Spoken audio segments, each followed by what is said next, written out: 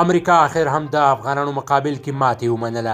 امریکایي محکمې د افغانانو په ملاتړ مهمه پریکړه وکړه، خو د طالبانو په هکله یې څه ویلي؟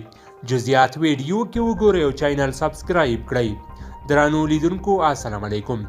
د امریکا متحده ایالاتو په نیویارک کې یوه فدرالي قاضي د سپټمبر د 11مې د قربانیانو د کورنیو هغه غوښتنه رد کړه چې غوښتل یې د افغانستان د کنګل شوي بانکي زیرمې 3.5 میلیارډ ډالره دوی ته د جبران په توګه ورکړل شي.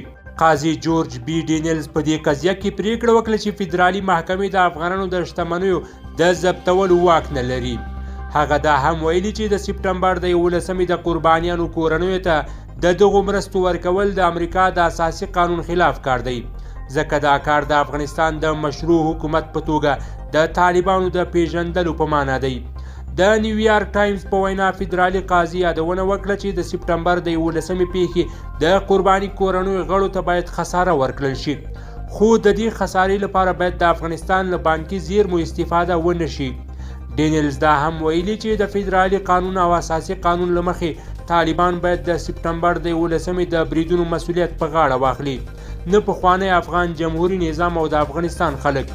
د تیر کال د اګست په 24مه د طالبانو تر واکمنۍ وروسته امریکا د افغانستان ټولې بهرنۍ شتمنۍ کنګل کړې. له هغې وروسته د امریکا ولسمشر جو بایډن امر وکړ چې د دغو شتمنیو نیمایي د سپټمبر د 11مې د وژل شویو کسانو د کورنیو د ګټې لپاره ضبط شي، او پاتې نیمایي پیسې چې په قانوني توګه د افغانستان له خلکو سره دي د مرستو له لارې دوی ته ورکړل شي.